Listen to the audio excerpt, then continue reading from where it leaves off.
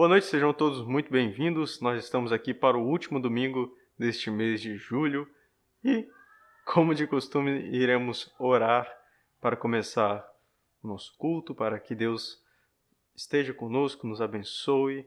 Então, oremos. Obrigado, Senhor, pelo dia de hoje, pela minha família, por todas as pessoas que estão olhando agora, prestando cultos a Ti neste exato momento, Senhor. Os que não podem estar aqui agora por alguma razão, algum problema pessoal, mas que depois irão ver a mensagem, que o Senhor possa estar com essas pessoas, que elas sintam o desejo de entoar louvores a Ti a qualquer momento. Embora estejamos separados, o Senhor está presente aqui em nossos corações, em nossos lares. Por isso esteja presente hoje também. Se agrade de nossos louvores, assim, é o que nós pedimos, e pedimos também orientação para o Teu servo pastor, para que ele fale a Tua palavra a nós. Em nome de Jesus. Amém.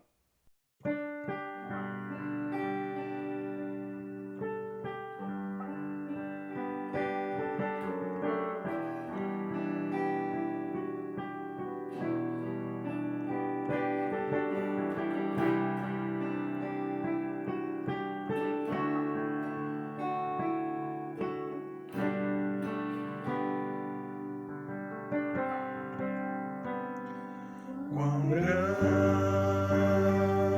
é o meu Deus, cantarei quão grande é o meu Deus, e todos hão de ver quão grande é o meu Deus,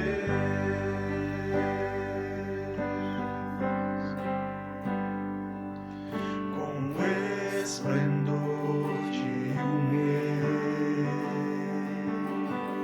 em majestade e luz, faz a terra se alegrar, faz a terra se alegrar. Ele é a própria luz, e as trevas vão fugir, tremer com sua voz, tremer com sua voz. Quão grande é o meu Deus, cantarei quão grande é o meu Deus, e todos hão de ver quão grande é o meu Deus.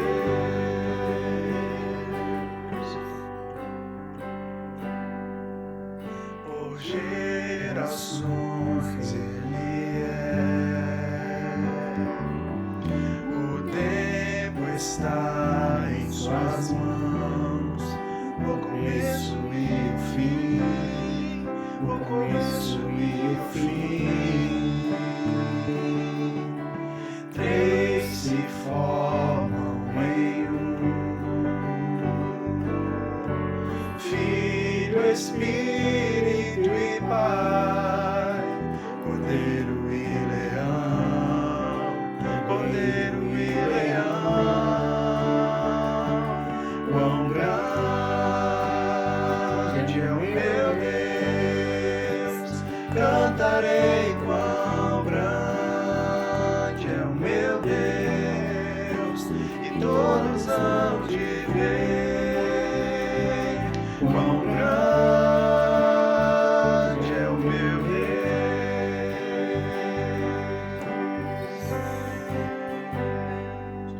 Sobre todo nome é o ser, tu és digno de louvor. Eu cantarei quão grande é o meu Deus.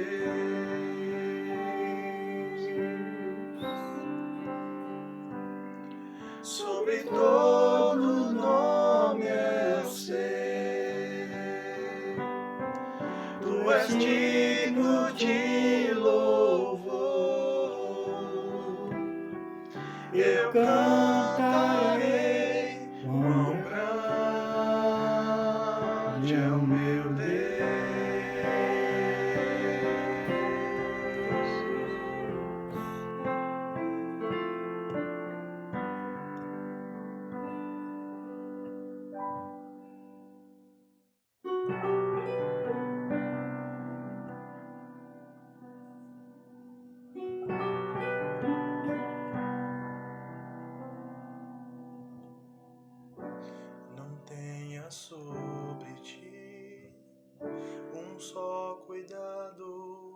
quer que seja, pois somente seria muito para ti. É meu, somente meu, todo o trabalho, e o teu trabalho é descansar em mim. É meu, somente meu, todo o trabalho, e o teu trabalho é descansar em mim.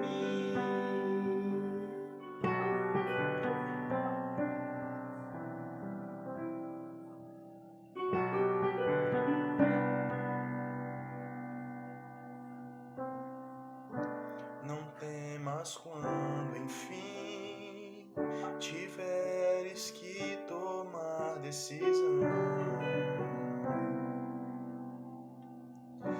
Entrega tudo a mim, confia de todo o coração. É meu, somente meu, todo o trabalho, e o teu trabalho é descansar em mim. É meu, somente meu, todo o trabalho, e o teu trabalho é descansar em mim.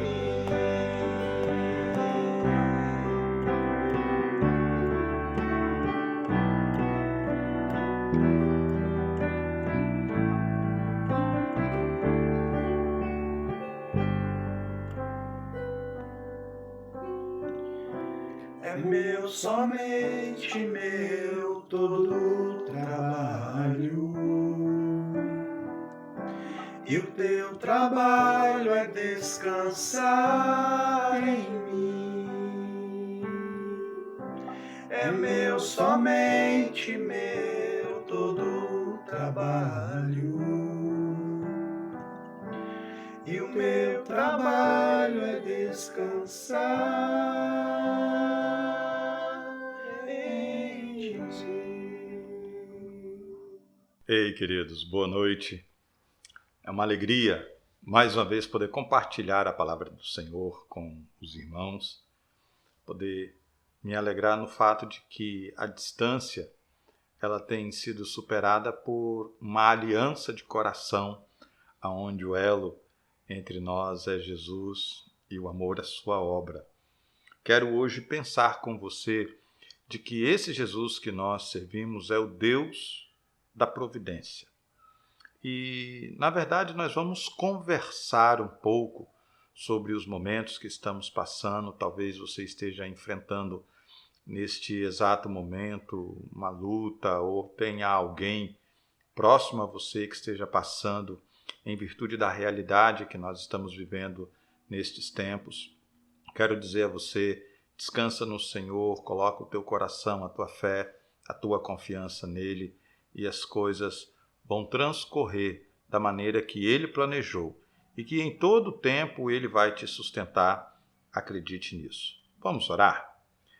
Pai amado, nós queremos agradecer ao Senhor pela rica oportunidade de compartilharmos um pouco do conhecimento que nos é trazido pela Tua Palavra. Nos ensina a andar pelos Teus caminhos, a compreender, ó Deus, os Teus ensinos, aplicá-lo ao nosso coração, de tal maneira que as pessoas possam ver o resultado da ação do Teu Espírito em nossas vidas, possam Te glorificar e se apaixonar pelo Senhor como nós somos apaixonados. Dá-nos o privilégio de nos chegarmos perto do trono da graça, hoje, mais uma vez, através da ministração do Espírito Santo. Nós oramos em nome de Jesus. Amém. Amados, hoje nós estamos com o coração sobrecarregado de tantas coisas que são exigidas de nós a cada dia, mas a palavra do Senhor ela nos traz um ensino em que nele, em Cristo, nós temos toda a suficiência e tudo que nos é necessário. Inclusive, você já deve ter ouvido no momento de adoração em que o Senhor nos convida a não ter sobre nós nada que possa se tornar um fardo excessivo. Não tenha sobre si nenhum cuidado qualquer que seja, porque qualquer um deles, por menor que nos possa parecer, vai se tornar algo impraticável. Por isso a Escritura nos chama a lançar sobre Jesus o nosso fardo. E eu aconselho você que você faça isso. Quero compartilhar num primeiro momento com você um texto da palavra do Senhor, que está em Mateus, no capítulo 2, versículo 13 em diante. Abra a tua Bíblia para acompanhar a leitura da palavra do Senhor. E você vai estranhar, porque no primeiro momento nós não vamos andar e caminhar por esse texto. Ele vai fazer parte da nossa reflexão, da nossa conclusão sobre o tema. Então, me acompanhe na leitura.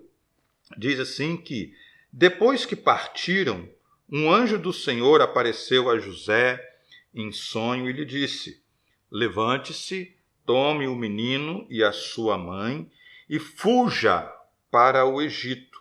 Fique lá até que eu diga a você, pois Herodes vai procurar o menino para matá-lo. Então ele se levantou, tomou o menino e a sua mãe durante a noite e partiu para o Egito, onde ficou até a morte de Herodes.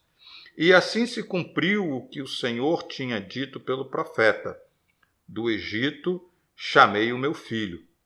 Quando Herodes percebeu que havia sido enganado pelos magos, ficou furioso e ordenou que matasse todos os meninos de 2 anos para baixo, em Belém e nas proximidades, de acordo com a informação que havia obtido dos magos.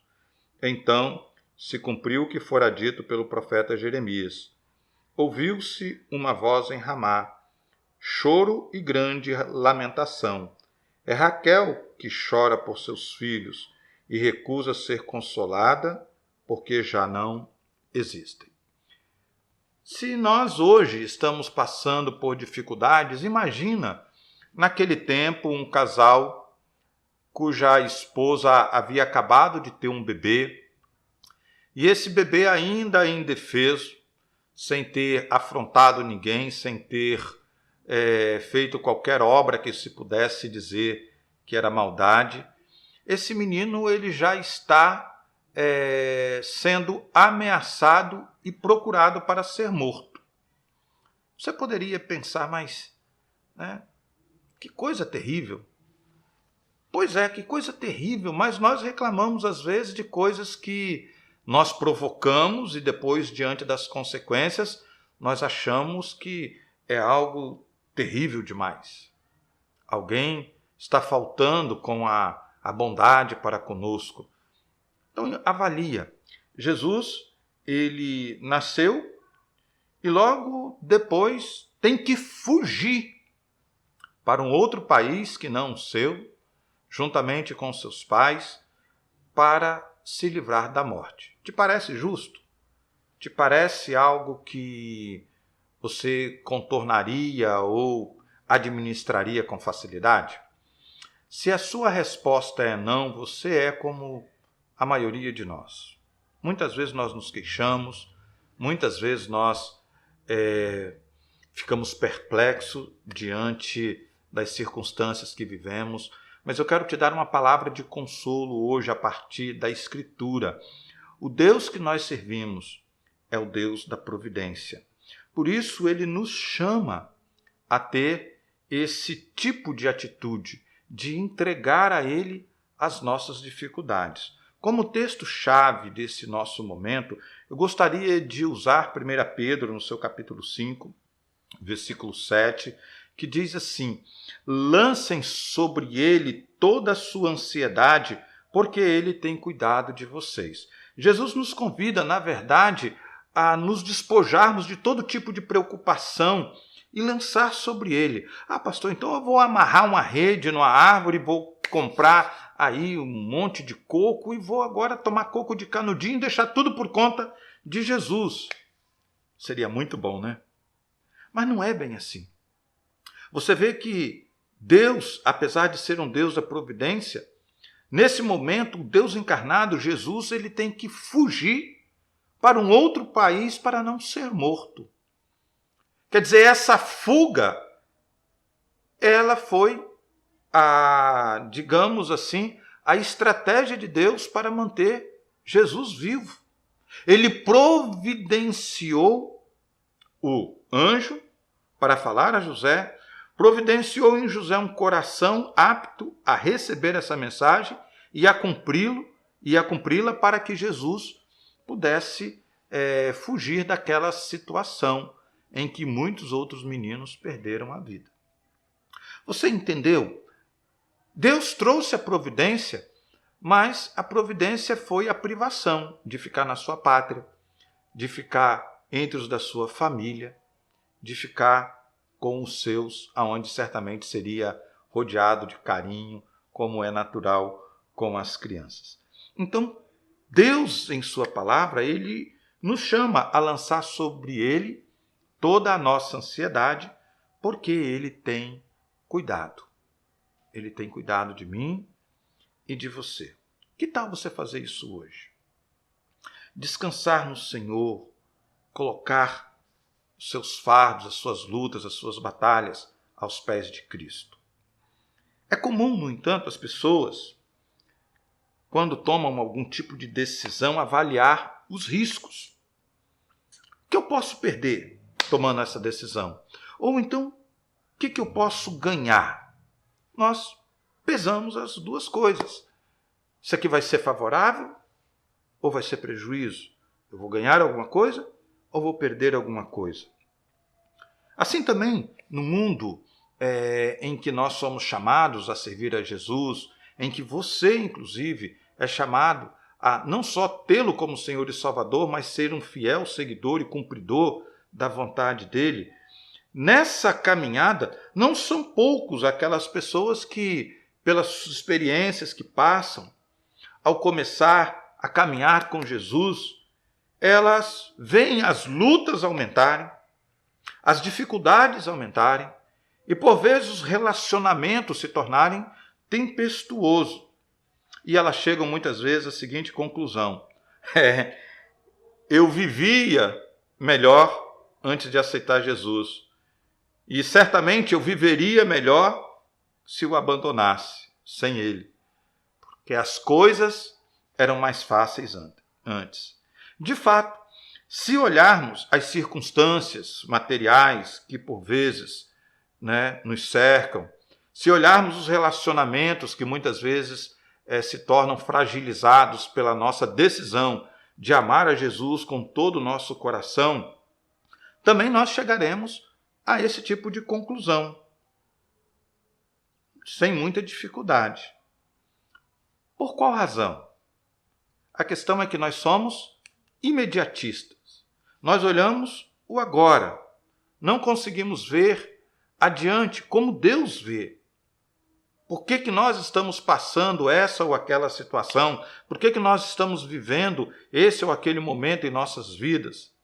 Deus enxerga lá na frente, mas nós não. Então a nossa visão curta nos faz tomar muitas vezes decisões que vão nos privar de experimentar e desfrutar o grande plano de Deus em nossas vidas lá na frente. Então creia com todas as forças do seu coração. Deus é o Deus da providência e nada daquilo que está se passando na sua vida é desconhecido dele. E como eu tenho insistido com você, que tudo aquilo que você precisa, você encontra na palavra de Deus. Se esta mensagem, se ela tem alguma coisa a ver com você, e você precisa de um fundamento a mais das Escrituras, eu quero destacar alguns para que você creia com todas as forças e sem nenhuma dúvida de que Deus está a olhar por você. de que você não foi esquecido por Jesus, de que tudo o que está acontecendo está sobre o controle da poderosa mão e da generosa vontade de Deus para conosco. Certamente você conhece algum salmo. Um dos salmos mais conhecidos que temos é o Salmo 23, aonde no seu primeiro versículo diz: o Senhor é o meu pastor, de nada terei falta. Na versão anterior diz assim: nada me faltará. Porque Deus realmente é o Deus da providência. Aqui não se destaca a questão do que não nos vai faltar, mas de que o Senhor é o meu pastor. E é por causa deste pastor que eu terei suficiência de todas as coisas. Ainda no Salmo de número 37, muito interessante pelo seu contexto, principalmente no início, aonde nós somos chamados a descansar no Senhor. No versículo 7 diz assim: descansa no Senhor e aguarda por Ele com paciência. Quer dizer, não seja imediatista. Não queira a coisa resolvida ontem, mas saiba esperar no Senhor. Neste mesmo salmo, o versículo 18 diz assim: o Senhor cuida da vida dos íntegros, e a herança deles permanecerá para sempre. Olha que palavra maravilhosa. O Senhor cuida da vida dos íntegros. É Ele que está ali a cercá-los com seu cuidado. O versículo 25, ainda nesse sentido de que Deus é o Deus da providência, diz assim: eu já fui jovem e agora sou velho, mas nunca vi o justo desamparado, nem seus filhos mendigando o pão. Por quê? Porque Deus o supriu. Ah, pastor, mas eu conheço crente que passa dificuldade. Não, sim, tem lutas. Jesus ainda bebê teve de fugir, querido, para não ser morto. A luta, ela faz parte da vida do cristão, porque através delas nós experimentamos as esplêndidas vitórias que Deus tem preparado para nós. E assim nós passamos a confiar nele.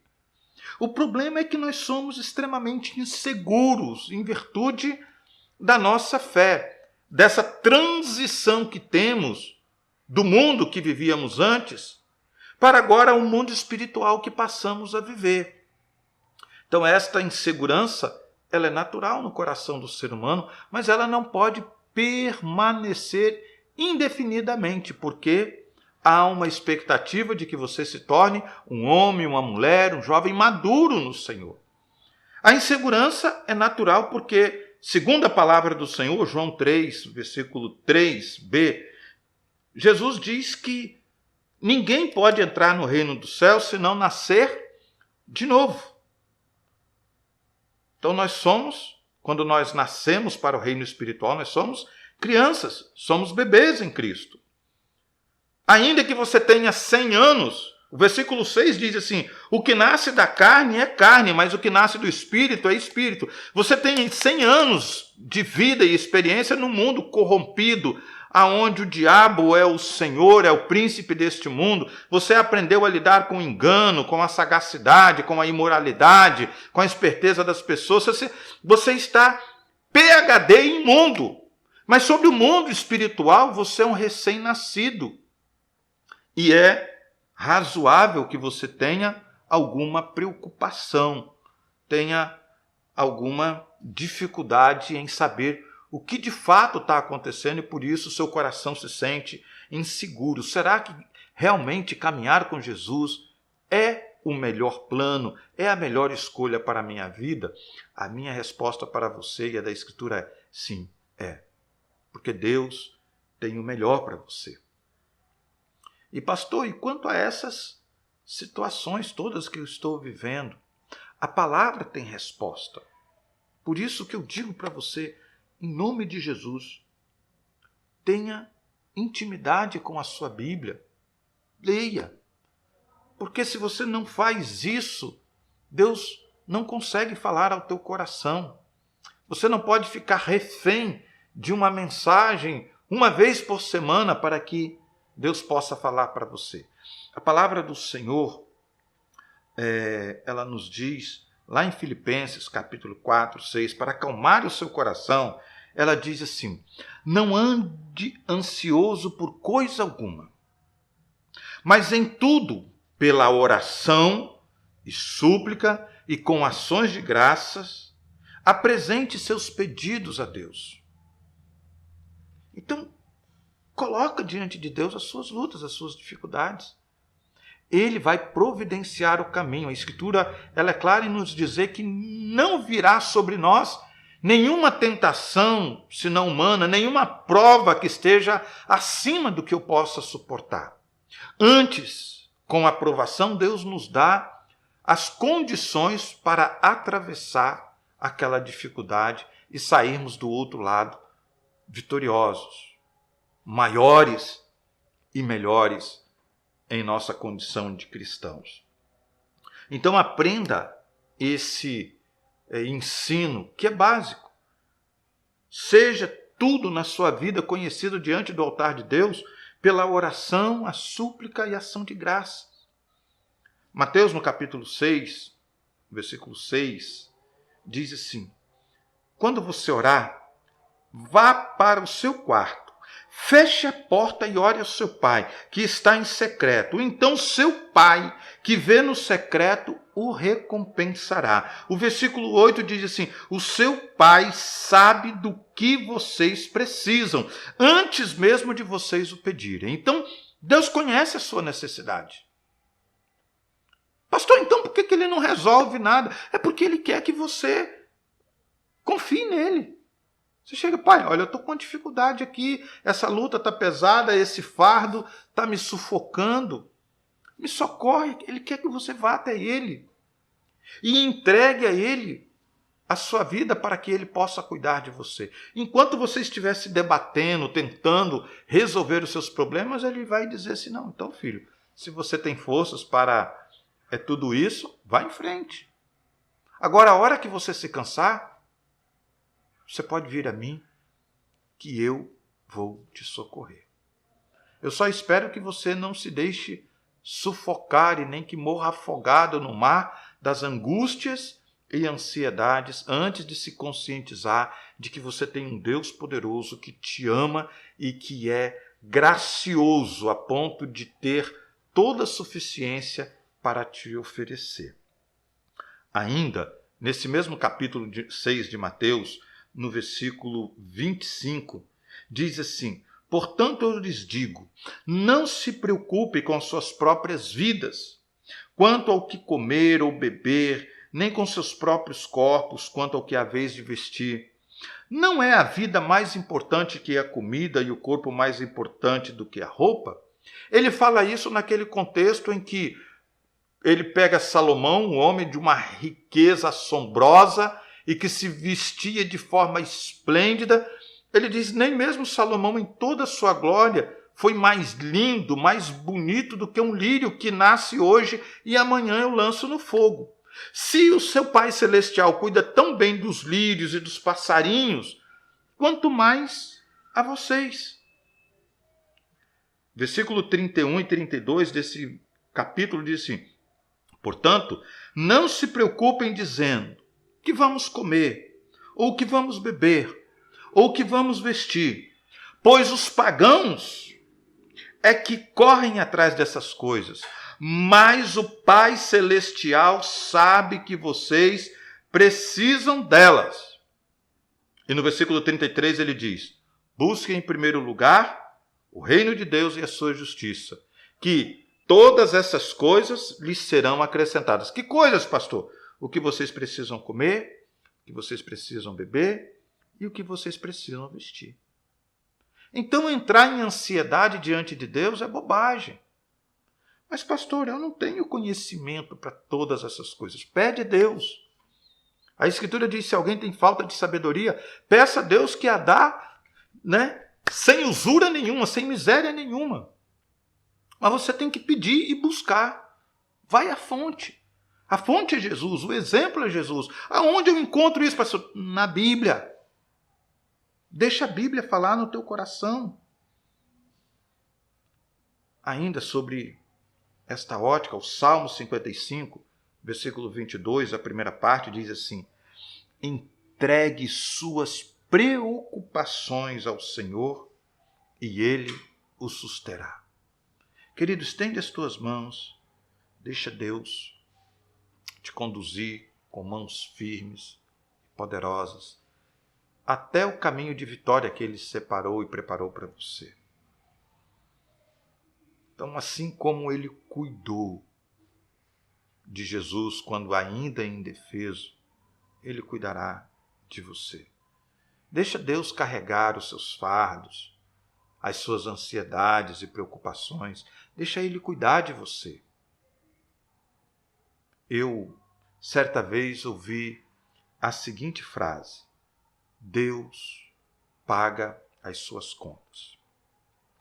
Nada que você vier a passar ou viver, nenhum prejuízo que venha a ser decorrente do fato de que você foi honesto, sincero, fiel a Deus, ficará sem recompensa.